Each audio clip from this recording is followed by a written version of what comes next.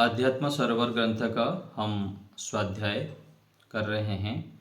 उसमें आज अंतर्ध्वनि इस शीर्षक को हम पढ़ेंगे। पृष्ठ संख्या 181। उत्तिष्ठत जाग्रत प्राप्य वरान् निबोधत क्षिप्रस्य धारा निशिता दुरत्यया दुर्गम पथस्तत् कवयो वदन्ति। उठो जागो, श्रेष्ठ ज्ञानी महात्माओं को प्राप्त करके उनसे निज गंतव्य का स्वरूप समझो। तुम्हारा मार्ग छुरे की धार के समान सूक्ष्म गहन है, बड़ी कठिनाई से उसको पार किया जाता है। क्रांतदर्शी महामनुष्यों का भी यही विचार है। तो यह जो आध्यात्म मार्ग कैसा है? तलवार के धार में चलने के समान है और बहुत सूक्ष्म है, गहन है, बड़ी कठिनाई से इसको पार किया जाता है। यह ठीक है कि तुम किसी आदर्श पर पहुंचने के लिए सुनिश्चित मार्ग का अनुसरण कर रहे हो और यह चाहते हो कि संसार भी तुम्हारा अनुसरण करता रहे। तो ध्यान रखना, संसार तुम्हारा अनुसरण तब तक करेगा जब तक कि उसको तुम्हारा रक्त रंजित पदछाप दिखाई देता रहेगा, क्योंकि आदर्श पर पहुँचे हुओं की पहुँचने वालों के लिए यही एकमात्र पहचान है। यदि तुम्हें यह सत्य स्वीकार है तो आदर्श की बात करो, क्योंकि व्यक्ति, समाज, राष्ट्र और विश्व कल्याण का यही एक तर्क संगत सिद्धांत है। इसके अतिरिक्त और कोई मार्ग नहीं है। यह एक अक्षुण्ण परंपरा है, इसको कोई बदल नहीं सकता। यह एक सार्वभौम सत्य है, पहले भी हुआ, आज भी है, आगे भी रहेगा। इसमें कोई परिवर्तन नहीं हो सकेगा। तो आध्यात्म मार्ग में कोई आदर्श बनने के लिए, विशेष योग्यता प्राप्त करने के लिए हमको अनेक तप त्याग से गुजरना पड़ता है। लंबे समय तक तपस्या के मार्ग पर, तपस्या के भट्टी में तपना पड़ता है, तब हम एक आदर्श स्थिति में पहुंचते हैं। फिर वहां पर भी टिके रहने के लिए निरंतर पुरुषार्थ की आवश्यकता होती है। जिस किसी ने संसार का पार पाना है अथवा आदर्शमय होकर संसार में चमकना है तो उसे इस कटुतम अमृत का पान करना पड़ेगा। जिस किसी के हृदय में स्व परोपकार की भावना है तो इसको क्रियान्वित करने के लिए उसे दर दर ठोकरें खानी पड़ेगी। उदर की जठर ज्वाला को शांत करने के लिए अन्न का एक दाना भी मिले या ना मिले, उसे अपनी यात्रा का सातत्य बनाना पड़ेगा। तो साधना मार्ग में विशेष उपलब्धि, श्रेष्ठ उपलब्धि, ऊंचाई को प्राप्त करने के लिए चाहे भोजन मिले ना मिले उसकी ओर ध्यान नहीं देना होता है। यदि कोई भोजन में अथवा सांसारिक विषयों में थोड़ा सा भी उलझा तो आध्यात्म पथ एक तरफ साइड हो जाता है। तो हर समय ऐसे हमको तोलना पड़ता है हाथ में कि एक तरफ परमात्मा, एक तरफ संसार, मैं किसको प्रधानता देता हूँ। परमात्मा एक तरफ हो गए, दूसरे तरफ संसार की व्यक्ति है, वस्तु है, स्थान है, सुख सुविधाएं हैं। यदि हम इसको प्राधान्य देंगे तो फिर ईश्वर, वैराग्य, एकाग्रता आदि सब छूट जाएंगे अथवा कम हो जाएंगे, जितना हम उसको प्रधान मानेंगे। कंठ की प्यास को बुझाने के लिए शीतल जल की एक बूंद मिले या ना मिले, उसे अपने पसीने से नहाना पड़ेगा। जो कोई आत्मा कल्याण चाहता है तो उसे न केवल यह कर्तव्य निभाना पड़ेगा, विष के घूंट पीने पड़ेंगे, अपितु मृत्यु देव का आतिथ्य भी स्वीकार करना पड़ेगा। तब जाके विशेष महान उपलब्धि को प्राप्त कर सकते हैं, जीवन में कुछ करके जा सकते हैं और दे के जा सकते हैं समाज, राष्ट्र को, विश्व को। अपनी मंजिल को प्राप्त कर लेने वाला समस्त संसार का अपना होगा। संसार उसका चित्र सजाएगा, उसकी मूर्तियां स्थापित करेगा, उसकी आरती उतारेगा, उसके सम्मान में बड़े बड़े स्मारक बनाए जाएंगे, उसके नाम पर बड़े बड़े मार्गों का नामकरण होगा। गिरी कंदराओं, चोटियों, सुरम्य उद्यानों, नदी घाटियों तथा भव्य मंचों पर कुलीन लोग कुछ काल के लिए उसका गुणगान करेंगे, परंतु यह सब तब तक नहीं होगा जब तक कि वह अतीत में समा नहीं जाएगा। वर्तमान में तो उसकी कोई नहीं सुनेगा, उसको कोई नहीं पूछेगा। माता पिता, भाई बहन, दादा दादी, सगे संबंधी, जाति, पड़ोसी, समाज, राष्ट्र के यहाँ कहीं भी उसको कोई आश्रय मिलना असंभव होगा। सबके सब विरोध प्रदर्शित करेंगे, सब ओर से लांछन, सब ओर से फटकार, सब ओर से उपेक्षा, सब ओर से निराशा और प्रतिकार से अतिरिक्त और कोई उपहार नहीं मिलेगा जब तक जीवित है यहाँ पर। यह सब इसलिए होगा कि इस विचित्र संसार का यही स्वभाव है। यह जिस किसी के अनुकूल हो जाता है उसे मालामाल कर देता है, किंतु जिसके प्रतिकूल हो जाता है उसे मिट्टी में मिला के दम लेता है।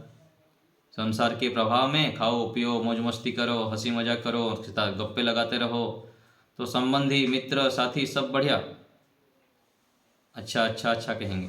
और थोड़ा सा यदि उनके हट गए, उनको सुख की प्राप्ति नहीं कराए, खाना पीना मौज मस्ती उनके साथ नहीं करेंगे, तो फिर हमको विरोध करने लग जाएंगे, लांछना लगाएंगे, अनेक प्रकार से प्रताड़ना करेंगे। जब यह किसी को अपना आराध्य, पूजनीय, आदर्श और मार्गदर्शक बनाता है तो अपनी इस परंपरा का निर्वाह करते हुए उसे उत्तम से उत्तम उपहार तथा समर्पण से संतुष्ट करता है। पहले तो ऐसे करेंगे, निंदा, विरोध, छल आदि आदि सब व्यवहार करेंगे, लेकिन बाद में जो सहन कर लेता है उसके बाद उसको उपहार देंगे, समर्पण करेंगे, उसकी जय जयकार करते रहेंगे। फिर उसे माला मोतियों से लाद देता है, देवता बनाकर हृदय मंदिर में स्थापित कर लेता है, उसके लिए सर्वस्व न्यौछावर करने को सम उद्यत हो जाता है। परंतु यह सब तब तक नहीं करता जब तक कि उसे यह समझ में न आ जाए कि यह सच्चा है। इसके लिए वह उसकी पूरी परीक्षा करता है। इस परीक्षा में वह उसके रोम रोम से, उसके रुधिर के एक एक कण से पुष्ट प्रमाण प्राप्त करता है। यह संसार भविष्य में जिसके मस्तक पर फूलों की वर्षा करेगा, वर्तमान में उसके सिर पर डंडे बरसाने में कोई संकोच नहीं करता। आगे तो फूलमाला पहनाएंगे, लेकिन अभी तो बहुत सारे संकट आएंगे। कल जिसकी मुगा पर चक्रवर्ती साम्राज्य का मुकुट सुशोभित करेगा, आज उसे घर से बाहर निर्वासित कर वन वन भटकने के लिए विवश कर देता है। कल जिसकी प्रशंसा का गीत गाएगा, आज उसे जी भर कोसने में कोई कमी नहीं छोड़ता है। कल जिसकी सब सैया पर नतमस्तक होगा, आज उसे फांसी पर लटकाने के लिए उतावला हो जाता है। चाहे राम हो, चाहे कृष्ण हो, चाहे शंकर हो, चाहे दयानंद, चाहे अरस्तु हो, सुकरात हो, चाहे द्रौपदी हो, रघुकुल नंदिनी, मीरा, हाड़ी, लक्ष्मीबाई, पन्नाधाई या पद्मिनी, चाहे प्रताप, शिवा, सुभाष, चंद्रशेखर, सरदार, भगत, बिस्मिल, श्रद्धानंद या लेखराम हो, इस परम परीक्षा से कौन बच सका है? यद्यपि परीक्षा फलस्वरूप भले ही भीतर भीतर उन्हें यथा योग्य महान ज्ञान, बल, आनंद, निर्भयता, स्वतंत्रता उपलब्ध हुई, किंतु बाहर बाहर तो जिसने आदर्श के सोपान पर जितना जितना कदम बढ़ाया, तीक्ष्ण नुकीले कंकड़ों, पत्थरों, कांटों से उनके पैर उतने ही लहूलुहान होते चले गए हैं। लौकिक उपलब्धियों के समान आध्यात्मिक उपलब्धियों की इच्छुक नव आगंतुक विभूतियों, तुम्हें भी इसी मार्ग पर चलने तथा इन्हीं सिद्धांतों को अपनाने में कोई आपत्ति नहीं होनी चाहिए। इसमें भय की कोई बात नहीं है। अंततः तो तुम्हें महान ज्ञान, बल, आनंद, निर्भयता और स्वतंत्रता तो मिलकर ही रहेगी। जिसकी यह धरती है, जिसका यह गगन है, जिसका यह पानी है, जिसका यह पवन है, झिलमिल अनंत ब्रह्मांड के उस अधिपति का वरद हस्त सदा तुम्हारी पीठ थपथपाता रहेगा। अतः निश्चिंत होकर निकल पड़ो, चल पड़ो, नान्यः पंथा वेद्यते अयनाय। तो देखिए, कैसे कैसे संदेश है, कैसे उत्साह बढ़ाया जा रहा है, और इसका शीर्षक क्या है, अंतर्ध्वनि। अंदर से जो ध्वनि आती है कि हमको आगे बढ़ना है, सत्य के मार्ग पर चलना है, ईश्वर को प्राप्त करना है, समाधि लगानी है, और ये जो काम क्रोध लोभ आदि हैं क्लेशों से हम संतृप्त रहते हैं, सालों साल तक जलते रहते हैं, इसमें पीसते रहते हैं, इसको एक दिन मुझको हराना है और विजय प्राप्त करना है, जितेंद्रिय बनना है, अखंड ब्रह्मचर्य का पालन करना है, आलस्य प्रमाद को पूर्ण रूप से हटाना है। इसके लिए इन सब लांछन, विरोध, फटकार, उपेक्षा, निराशा, प्रतिकार आदि से तो गुजरना पड़ता है। ऋषि मुनियों को भी पड़ा, हमको भी पड़ेगा, यदि हम कुछ करना चाहते हैं तो। ये कब होगा? जब हम उपलब्धि को देखेंगे, इस मार्ग के अंतिम उपलब्धि क्या है, विशेष उपलब्धि क्या है, और इसका फल कितना लंबा है। इसी जीवन में हम जब अच्छे संस्कारों को बनाते हैं, श्रेष्ठ संस्कारों को बनाते हैं, तो कई जन्मों तक वो संस्कार हमारे साथ जाता है।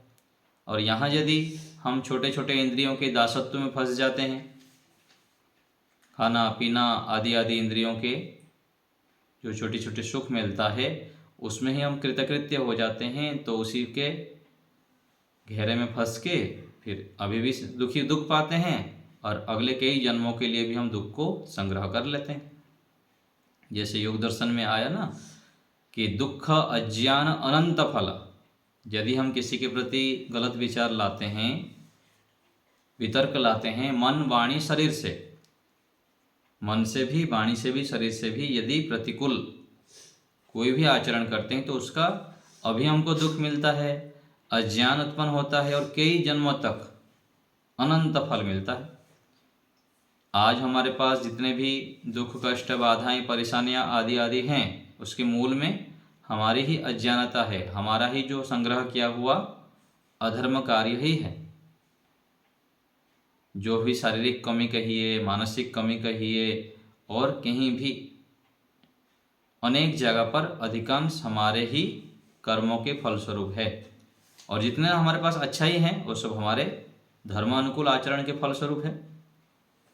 अपवाद रूप में कहीं कहीं पर दूसरे से हमको दुख मिलता है, दूसरे प्राणियों से, दूसरे आत्माओं से मिलता है, लेकिन अधिकांश तो हमें जो दुख मिलता है उसके मूल में हमारा ही कर्म है।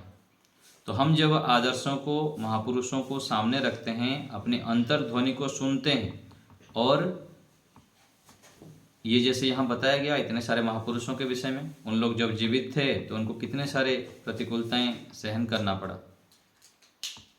कितना कठिन रास्ता से गुजरना पड़ा, और कितने विरोध हुए, छल कपट निंदा आदि आदि हुई। तो इनको बार बार हम जब सामने लाते हैं, अपने आदर्शों के रूप में रखते हैं, तो फिर हम अच्छे कार्य करने से विरत नहीं होते हैं, जो रुकते नहीं हैं, और निरंतर अच्छे आगे से आगे बढ़ते रहते हैं। तो यह मार्ग तलवार के धार में चलने के समान है, लेकिन असंभव नहीं है कि नहीं कर सकते हैं, बिल्कुल ऐसा नहीं है, होगा, लेकिन धैर्य चाहिए। हम क्या है, अभी सोए सोए जी रहे हैं, हमारा जो जीवन है जागा हुआ नहीं है। महापुरुष जो होते हैं वह जागे हुए रहते हैं, और कोई विरले ही होते हैं, हजारों में भी तो मुश्किल है, लाखों में करोड़ों में कुछ व्यक्ति होते हैं जो जागे होते हैं, कुछ लक्ष्य को सामने रखते हुए उसके लिए पूरा दिन रात लगा देते हैं। ये क्या है, जागा हुआ, ना रात को चैन ना दिन में चैन, पूरा एक लक्ष्य, मुझको ये प्राप्त करना है, ऐसे समाज राष्ट्र के लिए मुझको विशेष उपकार करना है। हमारे पास हम निरीक्षण करें कितना हम जागे हुए हैं। थोड़ा सा भी समय मिला इधर उधर के कामों में, अनावश्यक चीज़ों में हम समय बर्बाद कर लेते हैं। क्या हम एक एक मिनट एक एक सेकंड का सदुपयोग करते हैं? आज जो समाज राष्ट्र में बड़े स्तर पर कार्य करते हैं, सोशल मीडिया में भी आप देखेंगे मोटिवेशनल जो स्पीकर होते हैं ना, उन लोग भी पूरा दिन रात लगे रहते हैं, एक एक मिनट एक एक सेकंड का सदुपयोग करते हैं। और आध्यात्मिक क्षेत्र में भी जो बड़े बड़े होते हैं, हमारे जो स्वामी जी देखिए, वो जो स्वामी विवेकानंद जी भी, उनका तो सालों साल तक वेटिंग रहता है लोगों का कार्यक्रम, और दिन भर भी पूरा व्यवस्थित कार्य का पूरा कार्य रहता है। तो हमें भी घर में रहते हुए भी हमको इस प्रकार दिनचर्या बनानी होगी। स्वाध्याय, सत्संग, ध्यान, यज्ञ, परोपकार के लिए भी समय निकालना और व्यस्त रहना, निरंतर सात्विक वृत्तियों को बनाए रखना, सत्वगुण से युक्त रहना, ये अभ्यास यदि हम करेंगे तो हम भी विशेष आध्यात्मिक उपलब्धियों को प्राप्त कर सकते हैं।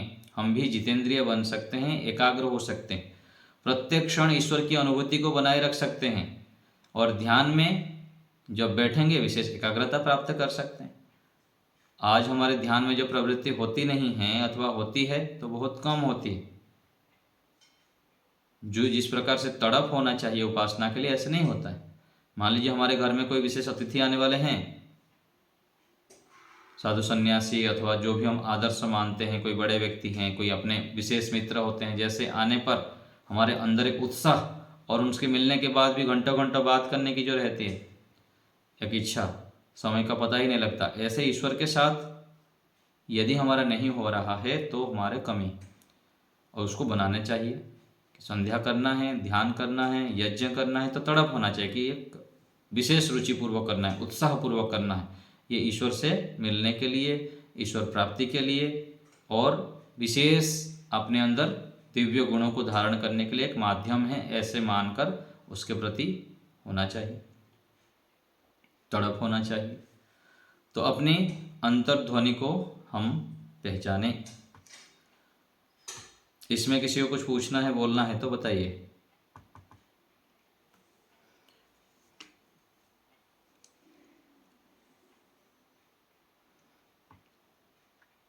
किसी को कुछ पूछना है इसमें? कल हम जो चर्चा किए थे, प्रत्येक घंटे प्रत्येक क्षण ईश्वर की अनुभूति अपने मन में बनाए रखना, ये कितने व्यक्ति अभ्यास किए?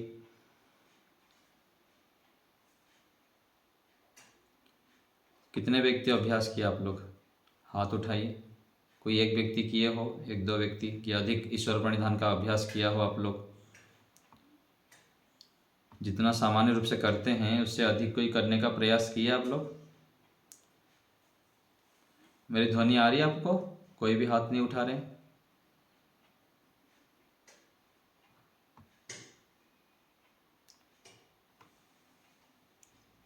जितेंद्र जी, निर्मला माता जी,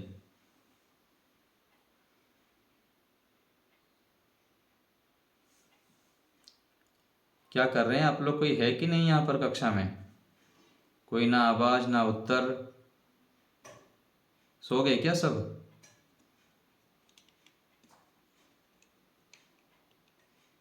कुसुम माता जी,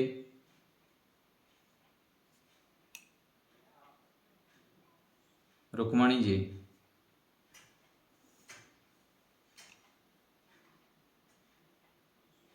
निमाई जी,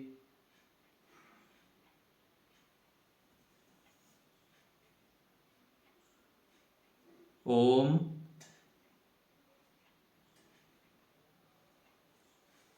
तो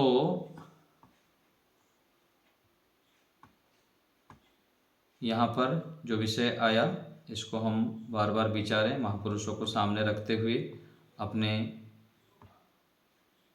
जीवन को इस प्रकार श्रेष्ठता की ओर ले जाने के लिए प्रयास करें। सुनीता माता जी, मेरी आवाज़ आ रही है?